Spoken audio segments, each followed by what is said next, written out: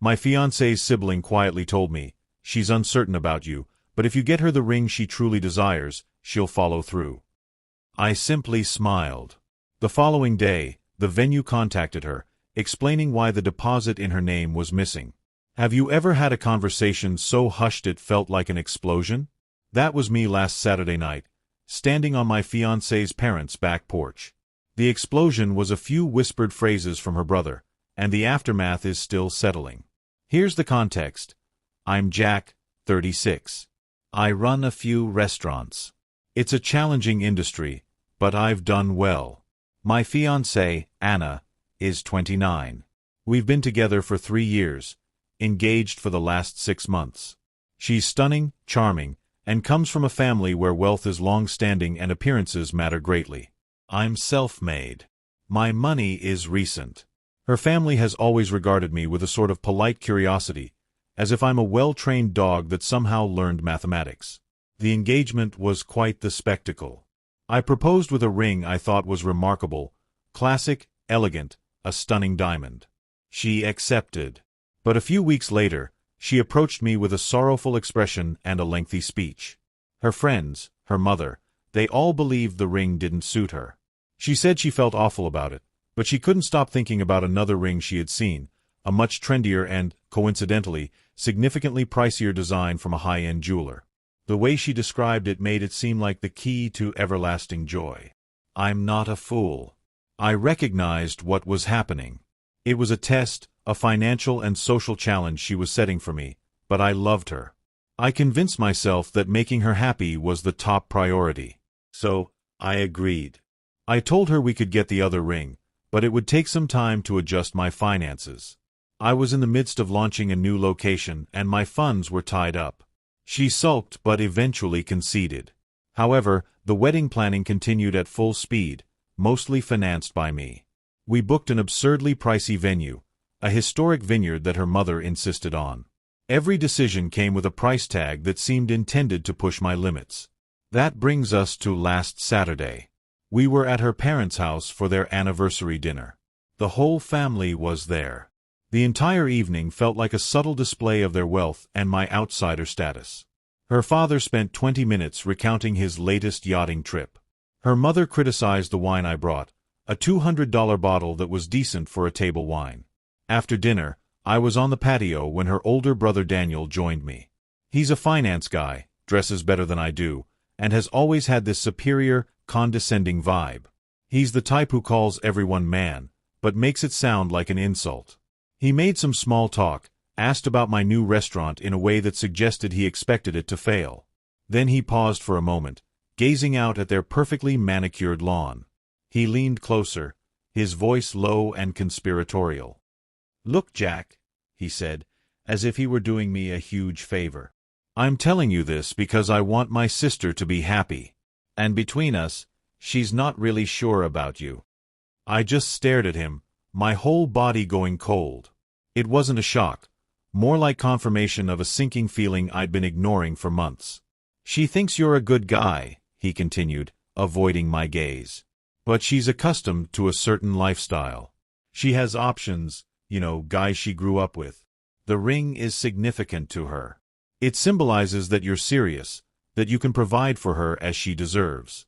Honestly, if you buy her the ring she really wants, the one she's been showing everyone pictures of, she'll go through with it. She'll be happy. It'll smooth everything over." He patted my shoulder, a patronizing gesture. "Just think about it, man. It's a small price to pay for a lifetime of happiness, right? Consider it an investment in your future." I didn't respond, just offered a tight, empty smile. I nodded as if I were genuinely considering his disgusting transactional advice. He gave me a satisfied smirk and went back inside, leaving me in the dark. She'll go through with it. It wasn't a marriage proposal. It was a business deal. The final term was a bribe, a diamond bribe to get her to the altar. The hurt was there, but it was quickly overshadowed by a wave of liberating rage. I went back inside and played the role of the perfect fiancé for the rest of the evening. I laughed at her father's bad jokes, complimented her mother's dessert, and kissed Anna goodnight, telling her I loved her. She had no idea she was speaking to a man who was already planning the complete dismantling of the life she believed she had secured. She thought she was a princess in a castle, unaware that the man who built the castle was about to pull the foundation from beneath it. Update 1. I didn't sleep that night. I lay next to her, listening to her breathe while my mind was a whirlwind of cold, hard logistics. This was not going to be an emotional, messy breakup. It was going to be a corporate restructuring. Her role in my life had become redundant. The first thing I did on Sunday morning was make a call. The final massive payment for the vineyard venue was due on Monday. I had a wire transfer scheduled. I called my bank's 24-hour business line. A helpful guy named Mark answered. I told him I needed to cancel the scheduled wire transfer. I provided the details, and he confirmed the cancellation. It was a simple 5-minute conversation that would set everything in motion. Next, the ring. She wanted a symbol? Fine. I was going to give her one. I spent Sunday morning online, not searching for diamonds, but classic cars. It was something I had always desired, a vintage muscle car, a piece of pure, unapologetic American steel, something her family would find horrifyingly unattractive. I discovered a beautifully restored 1969 Camaro a few hours away.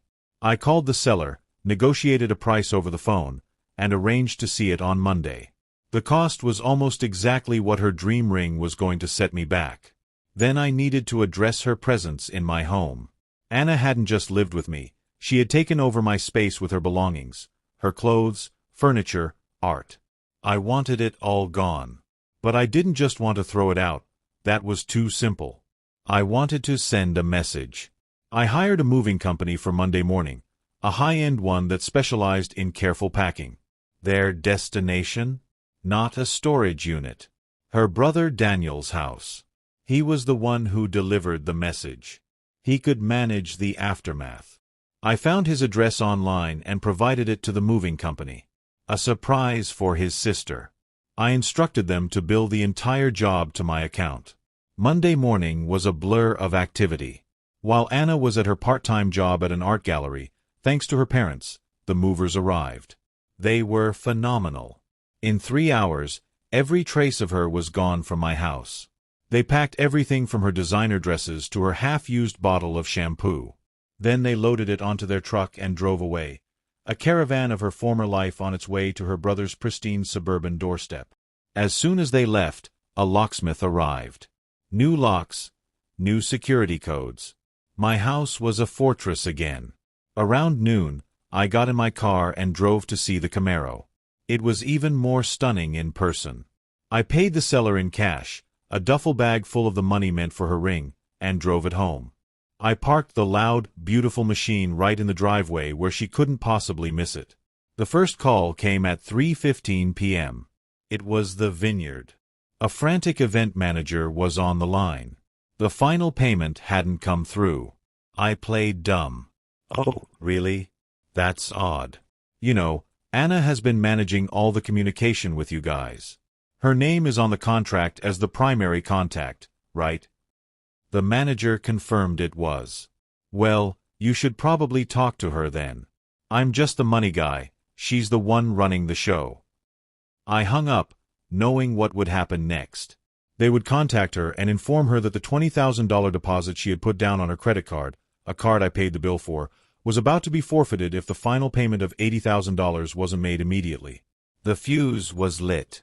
Update 2. The call from Anna came at 3:22 p.m. She was screaming so loudly I had to hold the phone away from my ear. Jack, what is happening? The venue just called me. They said the payment was cancelled. You told me you were taking care of it. I was, I replied calmly, but then I received some new information that made me reconsider the investment. Investment? What are you talking about? This is our wedding. No, Anna, I said in a flat voice. It was a business transaction, and the terms were unacceptable. I spoke to your brother. He laid everything out for me. If I buy you the right ring, you'll follow through. I've decided not to meet your price. There was a dead silence on the line. I could hear her struggling to comprehend it. My brother, she stammered. Yes, He was quite helpful. He clarified the nature of our relationship perfectly. So the deal is off, the wedding is off, and you and I are done. You're breaking up with me because of what Daniel said? He was probably joking. He wasn't joking, I replied. And I'm not either. Your belongings are no longer in my house. A moving company has delivered them to Daniel's address. Since he's so involved in our relationship, I figured he could assist you with the logistics of your new life. The locks here have been changed. Don't bother coming by. Then the threats started. Legal threats. Her father would sue me. She would take everything I had. Go ahead, I said. Have your father's lawyers contact mine. My lawyer is already aware of the situation, including your brother's attempt to solicit a bribe on your behalf. It's called extortion, Anna. Look it up. I'm certain your father's firm would love for that to become public record. I hung up and blocked her number. An hour later, I received a call from Daniel. He attempted to sound intimidating. You're making a huge mistake, Jack, he said. No, Daniel, I replied. The mistake was you thinking I was as foolish as you are. By the way, your sister's entire worldly possessions should be arriving on your front lawn any minute now. Enjoy that. I hung up on him too. As I did, my phone buzzed with a text from a friend of mine, Mark, who lives in Daniel's neighborhood. It was a picture, a massive moving truck parked in front of Daniel's immaculate house, with movers unloading box after box onto his manicured lawn.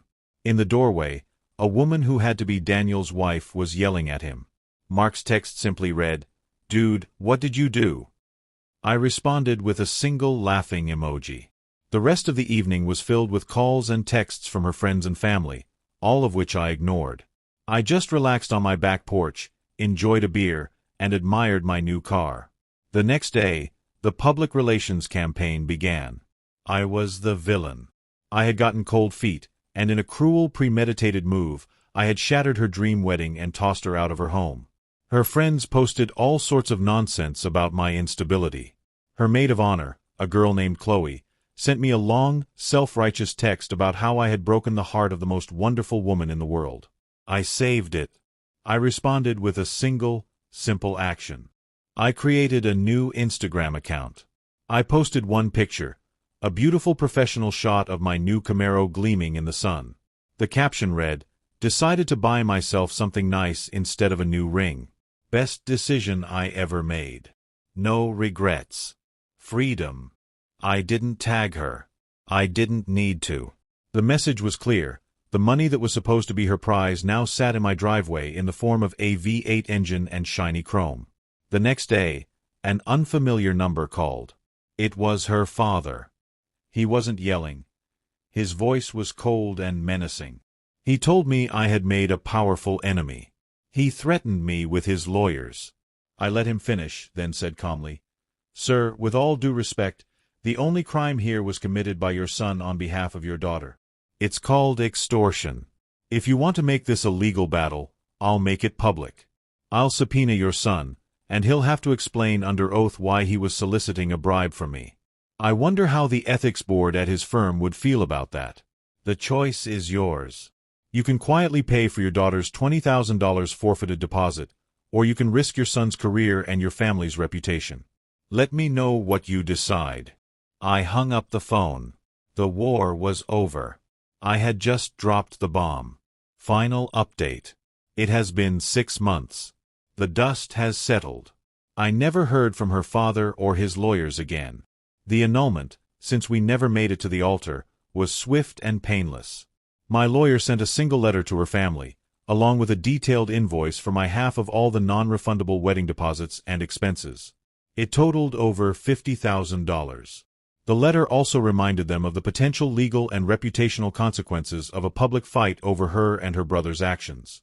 They decided to cut their losses. I never received the money, but I never heard from them again, which was payment enough. From what I've gathered through the grapevine, Anna's life is not the fairy tale she envisioned. Her relationship with her brother is apparently in ruins. His wife was furious about their home being turned into a moving depot, and the story of his involvement in the failed extortion plot caused serious issues for him at work. An anonymous tip to his firm's compliance department might have played a part in that.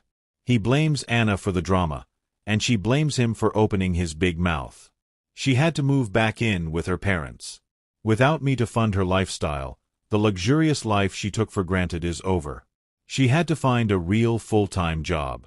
Her friends, those who supported her transactional view of marriage, apparently scattered when they realized the money train had left the station. I saw her once a few weeks ago. I was driving the Camaro on a sunny Saturday afternoon, heading to pick up my new girlfriend, a smart, funny, down-to-earth woman who loves my car and doesn't care what brand of watch I wear. I spotted Anna waiting for a bus on the sidewalk. She looked ordinary and miserable. She noticed the car and saw me behind the wheel. Our eyes met for a brief moment. I didn't honk or smirk, I just looked straight ahead and drove away. The ultimate revenge wasn't the cancelled wedding or the public humiliation. It was simply refusing to play her game. She and her family viewed me as a walking bank account, a means to an end. They believed my love and commitment could be bought and sold. All I did was show them that I wasn't for sale. I took the money they desperately desired and purchased something that brought me genuine joy. She wanted a ring to symbolize her status. Instead, she received a life that represents the consequences of her own greed. She didn't want a husband, she wanted an acquisition. And when the deal fell apart, she was left with nothing.